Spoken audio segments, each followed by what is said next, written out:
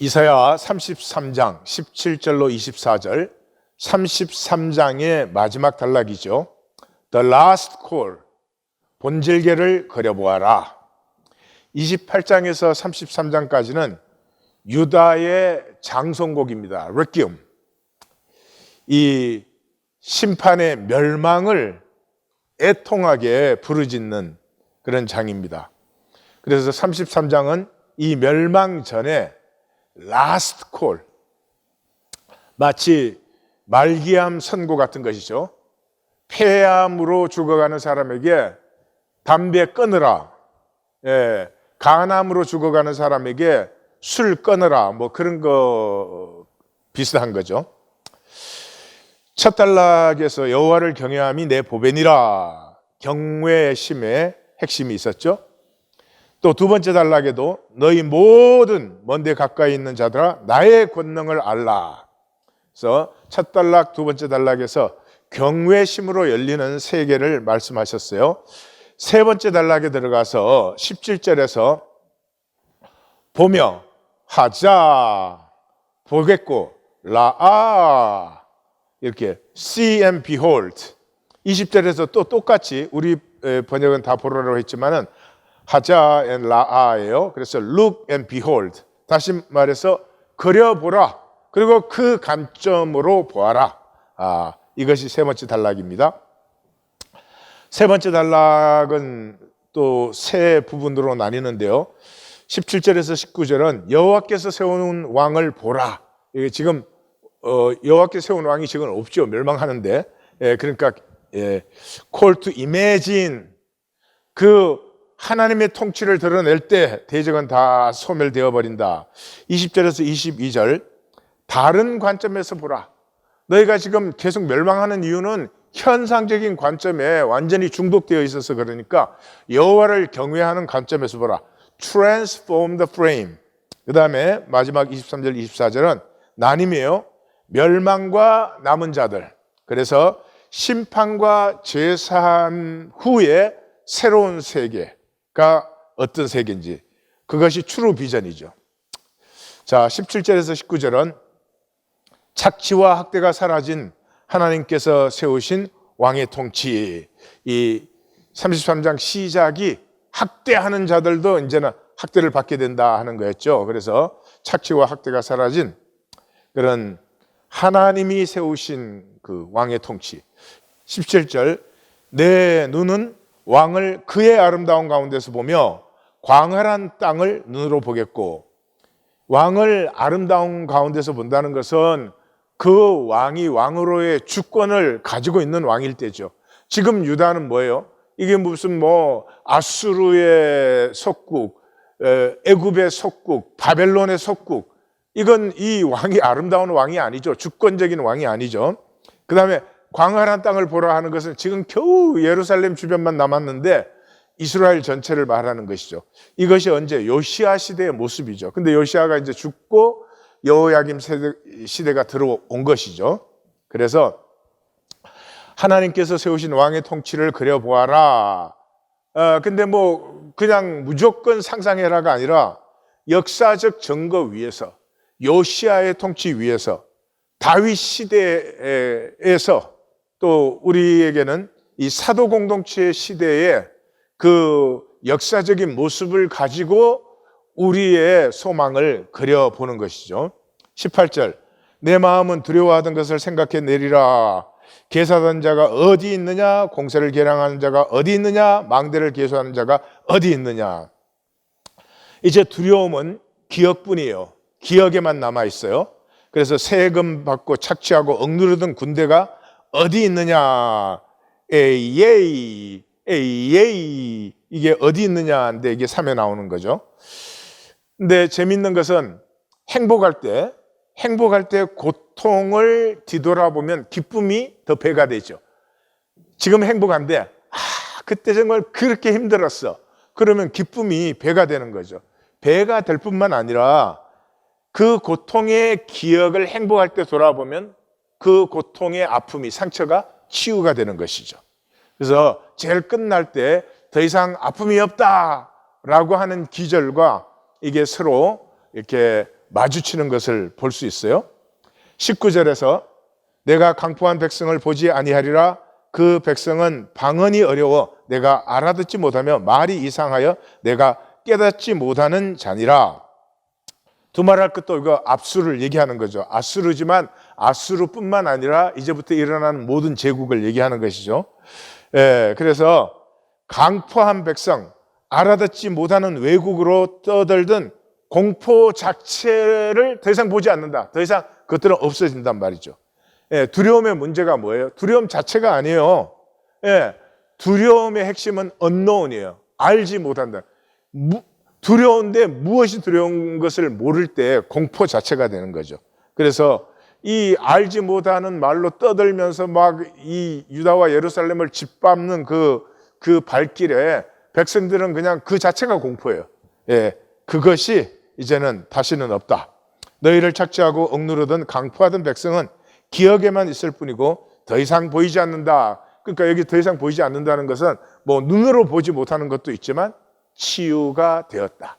행복할 때 그 상처를 기억하면은 행복도 배가가 되지만 그 상처가 그때 치유를 받는 것이죠. 자, 20절에서 22절. 여호와를 경외함으로 새롭게 보라. 그 보는 것의 핵심은 하나님 안의 우리예요. 그래서 20절에 우리 절기의 시온성을 보라. 내 눈이 안정된 처소인 예루살렘을 보리니 그것은 옮겨지지 아니할 장막이라. 그 말뚝이 영영이 뽑히지 아니할 것이요 그 줄이 하나도 끊어지지 아니할 것이며. 그래서 여기서도 not, 아니다가 3번 반복되죠. 그러니까 절기의 시온, 절기 때 하나님 앞에서 모든 백성이 함께 모여서 모인 그 잔치자리, 그게 참 예루살렘이다. 그게 참 예루살렘이고 그것이 우리다. 이 남은 자들, 그것이 하나님 앞에 하나 되어 함께 즐거워하는 그것이 진정한 남은 자들 우리다. 그들은 이 뽑히지도 않고 끊어지지도 않고 옮겨지지도 않는다. 그러면 이게 뭐 얘기하는 거죠? 포로죠, 포로. 이미 북왕국 이스라엘은 포로로 잡혀갔죠. 이제 유다도 포로가 될 것이죠. 그런데 옮겨지지 않아. 말뚝이 뽑히지 않아. 줄이 끊어지지 않아. 그러면 다시는 포로되는 일이 없다. 약속의 땅에서 하나님 앞에서 하나된 기쁨을 누린다. 이런 것이죠. 21절. 여호와는 거기 위엄 중에 우리와 함께 계시리니. 그러니까 우리 계속 나왔죠. 그곳에는 여러 강과 큰 호수가 있으나 노젓는 배나 큰 배가 통행하지 못하리라.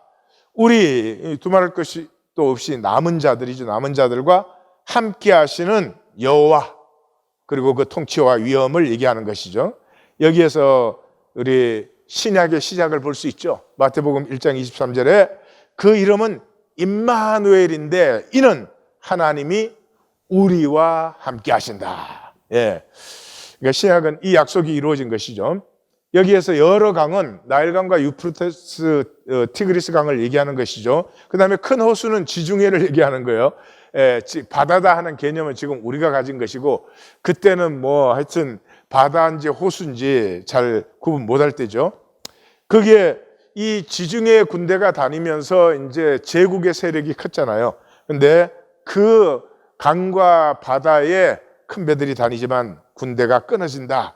그래서 학대와 거짓이 끝난다. 33장 시작이 학대하던 자도 학대를 받게 되고 모든 거짓하던 자가 또 거짓으로 패망하게 되고 1절과 이게 수미 상관이 되는 것이죠. 22절. 대저 여호와는 우리 재판장이시오 여호와는 우리에게 율법을 세우시니요 여호와는 우리의 왕이시니 그가 우리를 구원하실 것임이라. 여호와가 3번 나왔고요. 3번은 완전수죠. 그 다음에 우리는 4번 나왔어요. 우리는 4번 나와서 우리의 재판장, 지휘관, 왕, 구원자, 사중으로 표현됐어요. 사중은 이 세계 전부를 표현할 때죠. 그래서 계시록에 가면 모든 족속과 방언과 백성과 나라 이렇게 사중으로 표현하는 건 마찬가지예요. 그러니까 완전하신 하나님이 온 세계의 통치자가 되시는 것이죠. 그러니까 여호와만이 온 세계가 경외할 이시다 하는 것이죠. 자, 23절에서 24절. 경외함으로 전환된 봄. 하나님을 경외함으로 볼 때 무엇이 보이는가, 무엇이 열리는가. 23절. 내 돛대줄이 풀렸으니 돛대의 밑을 튼튼하게 하지 못하였고 돛을 달지 못하였느니라.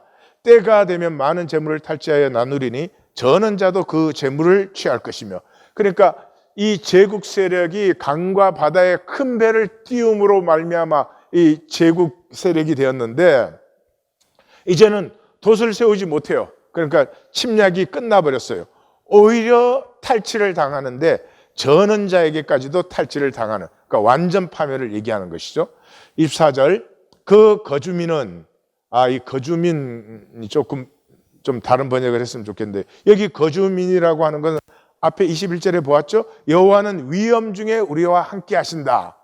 예루살렘에서 지금 하나님과 함께하는 남은 자들을 얘기하는 것이죠. 그러니까 그 남은 자들은 뭐 이렇게 번역을 했으면 훨씬 더 뜻이 분명할 것 같아요. 내가 병들었노라 하지 아니할 것이라 거기에 사는 백성이 사죄함을 받으리라. 원어대로 사죄함은 any sin이에요. 모든 죄를 사죄함을 받는 거예요. 그러나 저 제국 세력은 이제 멸망하지만 그러나 시온의 남은 자들은 다시는 질병이 없고 모든 죄가 사함을 받는다. 여기서 우리 말씀 만나기 보니까 벌써 이 성도님들 중에 이 포인트를 딱 연결시키는 분들이 계시더라고요. 질병이 치유되고 죄사함이 선포되고 이게 예수 그리스도의 사역이에요. 이게 뭐죠? 이제 조금 이따 보겠지만 이사야 35장의 비전입니다. 여기서 경외심으로 사는 자는 계속 제사함을 받아요. 계속 제사함을 받음으로 하나님의 그 사랑의 실제, 임재를 계속 누려요. 그래서 날로 새로워지게 돼 있어요. 그러니까 우리가 현상 속에 육체로 있으면 뭐 죄를 안 지을 수 없어요. 일부러 짓지는 않겠지, 경외심을 가진 사람이요. 그렇지만 아무리 경외심이 중심에 있어도 죄를 짓는 것은 피할 수 없는 것이에요. 뭐 생각 하나에서도 말 한마디에서도. 그런데 경외심을 가진 자는 계속 제사함을 받아요. 죄를 회개하고 다음 순간에 엉뚱한 생각이 떠올라 또 고백하면 돼요. 그게 문제가 하나도 없어요. 하나님은 용서하시는 분이고 그게 하나님 본질이에요. 하나님은 정죄가 없는 분이에요. 우리가 거짓으로 속여서 단절되는 것이지. 그래서 경외심을 가졌다는 말은 이 육체로 사는 현상의 삶에서 계속 죄사함을 받아요. 죄사함을 받는 사람은 어떻게 될까요? 날로 새로워지죠. 날로 새로워져요. 그 죄사함을 받는 사랑의 은혜가 우리를 새롭게 하는 거예요. 그런데 종교심을 가진 자는 계속 가리는 죄책감, 이 죄책감을 가지고 이게 내가 처리해야 되니까 내가 처리해야 계속 가려요. 그러니까 그 말은 계속 단절되었죠. 단절뿐인 이 개념이에요. 하나님도 개념, 제사함도 개념, 여전히 죄책감이 중심에 있고 그래서 계속 생각만 돌리는 거예요. 삶은 조금도 새로워지지 않아요. 그 생각을 돌려서 생각이 좀 새로워지는 걸 자기가 새로워진다 이렇게 착각도 하는 것 같아요. 근데 굉장히 웃겨요. 왜냐하면 몇십 년 교회 다녔는데 영성은 그대로거든요. 성화가 진정한 사람이 없어요. 성화가 되지 않아요. 자, 여기에서 이 부분이 그러니까 경외심을 가진 백성에게는, 남은 자들에게는 봄이 열려요. 그 봄이 열리는데 무슨 봄이 열리느냐 하면 현상계를 넘어서 본질계가 보이기 시작하는 거예요. 그러므로 말미암아 하나님과 하나가 되고 하나님의 약속의 실제를 피워내게 되는 것이죠. 이것이 신약이에요. 그래서 복음서 주제가 우리예요. 우리는 봄이 열린 하나 된 사람들이에요. 우리가 주님의 기도의 주제자 하는 건 이제 더 이상 설명할 필요 없죠. 우리 아버지. 그래서 그 아버지의 나라가 이루어지면 우리는 우리가 돼요. 우리가 되면 일용할 양식으로 살고 서로를 용서하고 지극히 작은 자 하나라도 실족할까 봐 안타까워요. 그러면 이 성경이 열리려면은 복음서가 먼저 열려야 돼요. 복음서가 열리지 않는데 성경이 열릴 수가 없죠. 복음서 내용을 한마디로 말하면 복음서가 4개인데 마가복음이 제일 기초입니다. 마가복음에서 모든 복음이 다, 사실은 요한복음까지도 마가복음에서 기초가 된 것이에요. 그래서 거기에 이제 물방울같이 동그라미들이 막 지나가는 게, 이게 이제 예수님의 말씀, 사건, 온갖 그 신약의 이야기들이에요. 이 이야기들을 이렇게 카테고리로 나누면 기적 이야기에 속한 것과 죽음 이야기에 속한 두 가지예요. 기적 이야기에 예수님의 깨우침은 주로 비유로 나타나요. 그리고 죽음 이야기의 깨우침은 지혜와 묵시로 이제 나타납니다. 그래서 이 기적 이야기와 죽음 이야기는 선포고요. 선포여서 뭐를 선포해요? 예수님의 주재권, 로드십, 주님이심이 선포되는 거고, 이 비유와 지혜 묵시를 통해서는 우리를 깨우치시는 거예요. 그래서 여기에서 우리의 제자도가, 디사이플십이 생기는 것입니다. 자, 그런데 이 구조와 기적 이야기를 보면 이제 교회가 무엇이냐 하는 것인데, 함께 먹으며 죽음을 향해서 사는 사람들이에요. 이게 제자도의 핵심이에요. 함께 먹으며 죽음을 향해서 사는 사람들이에요. 그래서 기적 이야기와 죽음 이야기가 이렇게 겹치는 부분이 있어요. 겹치는 부분을 제자도라고 합니다.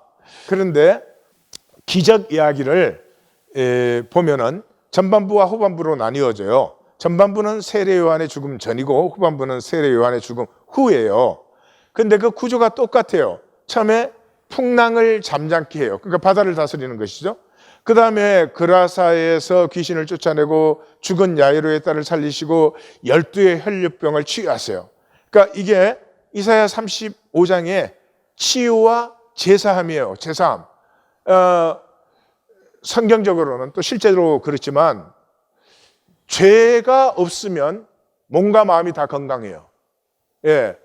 죄 지어서 병이 생긴다, 이렇게 직접적으로 관계할 수는 없지만 모든 질병, 몸과 마음의 질병의 뿌리는 죄에 있어요. 죄가 없으면 이 병도 없는 것이고 죽는 것도 없는 것이에요. 그래서 예수님의 이 치유의 사역을 통해서 치유와 제사함이 선포된 것이고, 요 전반부에서 예수님이 안식일법을 폐하세요. 그리고 마감은 오병이어의 기적, 함께 먹으며, 후반부도 똑같아요. 물리를 걸으심, 바다를 다스려. 왜 여기 바다 다스림이 항상 먼저 나오죠? 성경에서는 물은 형체가 없잖아요. 그러니까 혼돈과 공허와 흑암을 대표하는 것이 물이에요. 그래서 그 물을 아직 창조하시기 전에 하나님의 신은 수면 위에, 물 위에 운행하신다 그럴 때 이 H2O 위에가 아니에요. 거기에 물이라고 하는 것은 아직 하나님의 창조의 그 모양과 조화가 나타나지 않은 혼돈과 공허와 흑암을 얘기해요. 그러니까 바다를 다스린다는 것은 이 흑암의 권세를 다스리는 것이에요. 그래서 바다를 다스리고, 그 다음에 게네사렛의 치유가 있고, 가나안 여인의 딸을 귀신을 쫓아내고 데가볼리의 그 청각장애를 치유해 주셔요. 이게 이사야 35장이고, 요 두 번째 부분에서는 정결례법을 폐하세요. 그리고 결론은 뭐예요? 칠병이의 기적, 함께 먹음이에요. 그러니까 하나님의 성도들은 함께 먹는 사람이에요. 여기 무슨 신앙충처럼 공동생활을 하라는 것이 아니라 먹음이 나누어지는 사람들이에요. 예, 그 식구가 뭐예요? 함께 먹는 사람이 식구 아니에요? 그래서 굉장히 재밌어요. 베드로가 고넬료 집에 가서 말씀을 선포할 때 부활하신 후 그를 모시고 음식을 먹은 우리 이래요. 우리 제자들 그러든지 우리 뭐 예수님 따르는 사람들 이러면 간단한데 그렇게 표현하지 않고 부활 후 그를 모시고 음식을 먹은 우리. 그러니까 하나님의 임재 안에서 떡과 잔을 나누는 사람들이 사도 공동체의 가족들, 하나님의 가족들이었다 하는 걸 보셔야 돼요. 그래서 사도 바울도 고린도전서에서 떡과 잔을 가르칠 때 시작을 너희가 교회에 모일 때에 그래요. 그런데 떡과 잔을 다 전하고 나서 마지막 절에서는 내 형제들아 너희가 먹으러 모일 때에 그래요. 그러니까 교회로 모이는 것은 뭐예요? 먹으러 모이는 것이에요. 먹으러 모이는 것이에요. 뭐를요? 떡과 잔을. 그래서 사도 바울은 예수님을 직접 만나지 못한 사람이잖아요. 근데 사도 바울이 주님께 친히 받았다라고 말하는 게 두 가지예요. 그 첫 번째가 떡과 잔이에요. 그래서 이 본문에서 보면 내가 주께 받은 것이니 그래요. 그러니까 이거는 어디예요? 아라비아 사막에 들어갔을 때 계시 받은 거죠. 그 다음에 사도행전 20장 35절에 보면 친히 말씀하셨다.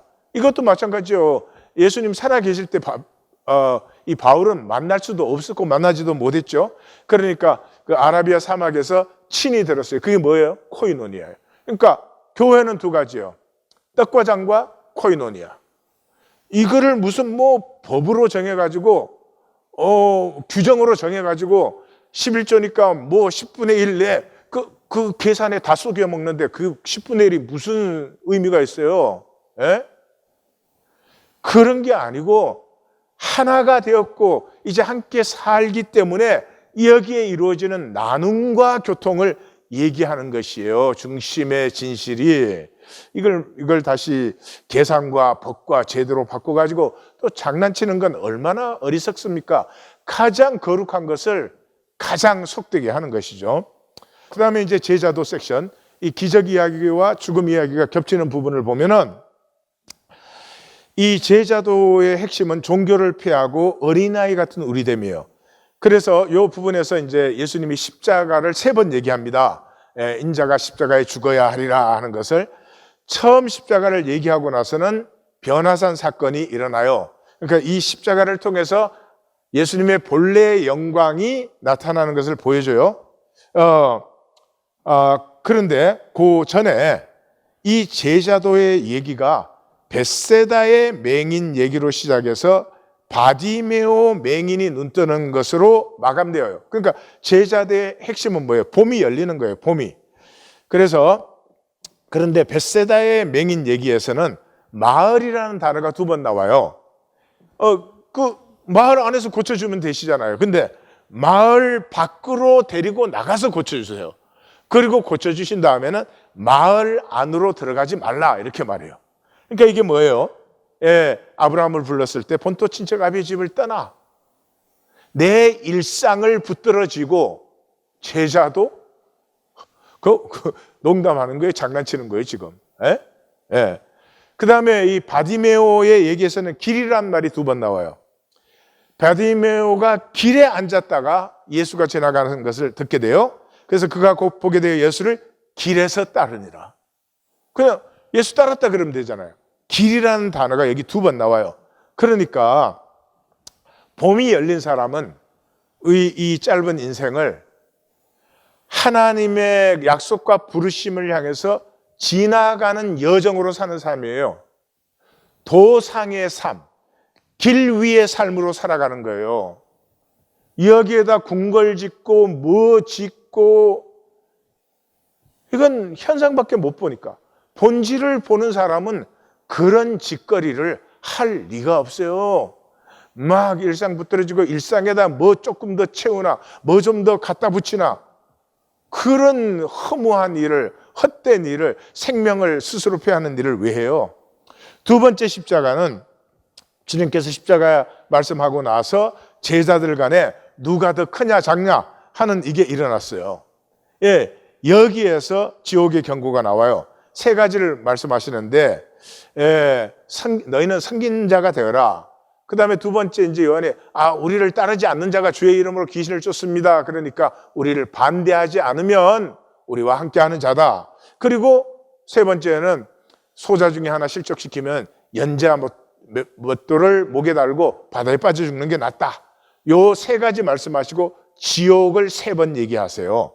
그 다음에 이제 마지막 십자가 3번째 십자가를 얘기하고 나서는 이제 그 야고보와 요한이 밤에 찾아와서 예수님한테 주님의 나라가 임할 때 우리 중에 하나는 우편에 우리 중에 하나는 좌편에 앉게 해주십시오. 그러니까 예수님이 내가 마시는 잔을 너희가 마실 수 있느냐? 내가 받는 세례를 너희가 받을 수 있느냐? 이렇게 물어요. 이게 물음이 무슨 뜻이에요? 너희가 나를 따른다는 것은 내 잔을 마시고 내 세례를 받는 것이다 하는 것이에요. 십자가를 지는 삶, 모든 생명을 섬기는 삶, 그것이 너희가 앞으로 살아야 될 길이다 하는 것이에요. 근데 이 제자도의 중심이 어디에 있어요? 종교를 피하고 어린아이와 같이 들어있어요. 그래서 그 부분 시작을 보면 갑자기 난데없이 이혼 얘기가 나와요. 이 왜 갑자기 여기 이혼 얘기가 나오냐 이러면 정말 곤란합니다. 성경 정말 못 보는 거죠. 이 이혼은 그 당시에 종교의 대표적인 제도적 위선이에요. 예수님 말씀하셨죠. 모세가 이혼 정서 주라 그런 것은 너희가 하도 완악해서 아내 버리지 말라고. 하나님이 한 몸이라고 했지. 그러니까 아내 버리지 말라고 이혼 정서라는 말을 한 것이지, 너네처럼 자기 정욕을 위해서 자기 욕심을 위해서 그렇게 하고는 이혼 정서 줬다, 그게 하나님 말씀 지킨 게 아니다. 이 대표적인 제도적 위선을 얘기한 거예요. 그리고 그 반대편에 한 부자 얘기가 나오잖아요. 여기는 경건의 위선, 이 종교인들의 경건의 위선. 그 탁 나와서 어떻게 해야 영생을 얻으리까 하니까 예수님이 이 5계명부터 말씀하세요. 그러니까 이 부자가 어려서부터 그건 다 지켰습니다. 그래요. 근데 여기 중요한 것은, 가장 중요한 1에서 4계명은 예수님이 몰라서 뺐을까요? 아니죠. 지금 여기서 이 양반 눈치를 좀 채야 되는데, 야, 너는 인간에게 보이는 인간 게임만 했지, 인간에게 보이는 건 다 그럴듯하게 했지. 그러나 너에게는 하나님이 없어. 1계명에서 4계명은 없어. 그래서 예수님이 뭐라 그랬어요? 다 팔아서 나누어 주고 와. 이게 뭐예요? 이 전환을 얘기하는 거죠. 인간 게임만 하던 너가 정말로 하나님을 의뢰한다면, 인간 게임의 핵심이 어디예요? 돈이지. 하나님을 위해서 돈 다 나누어 줄 수 있죠. 절대로 안 되는 사람이죠. 그 포인트를 못 잡아요. 말씀을 읽어도 포인트를 못 잡아요. 이게 종교인의 경건의 위선이죠. 그리고 그 가운데 핵심이 뭐예요? 어린아이를 안고 안수하시고 축복하시고. 어린아이의 의미는 뭐 무한합니다. 무한한데 핵심이 뭐예요? 어린아이는 그 자신이에요. 그냥 어린아이가 울 때는 우는 거예요. 어린아이가 웃을 때는 웃는 거예요. 이게 어른이 되면 울음 속에 웃음이 들어있고 웃음 속에 울음이 들어있고, 애는 거짓 있을 때도 거짓 자체예요. 애가 거짓일 때는 모든 사람이 다 알아, 거짓인 줄. 그게 어린아이예요. 우리는 우리 자신 스스로 몰라. 내가 누군지도 모르고 왜 이런 짓거리를 하면서 사는지도 모르고 왜 이런 말을 나불나불 대는지 전혀 몰라요. 정말 불쌍한 삶이죠. 나눔 가이드. 결단하십시다. 믿을 건지 믿는 척하는 게임을 계속할 건지. 제가 처음에 이 여기를 믿을 건지 계속 장난칠 건지 그렇게 했다가 좀 너무 표현이 과격한 것 같아서 제가 그렇게 고친 거예요. 이사야 1장에서 33장까지는 종교인들에게 말기암 선고예요. 너는 죽음 직전에 있다. 멸망 직전에 있다. 돌이키라 그러는데 안 돌이켜요. 왜요? 보이는 게 현실뿐이니까. 그러니까 사는 게 일상 지키기밖에 없는 거죠. 이 얼마나 불쌍합니까? 하나님의 말씀이 우리의 홍가영과 관절과 골수를 찔러 쪼개어 우리를 자유케 하시기를 원합니다. 진리를 알지니 진리가 너를 자유케 하리라. 우리를 자유케 하시기를 원합니다. 하나님,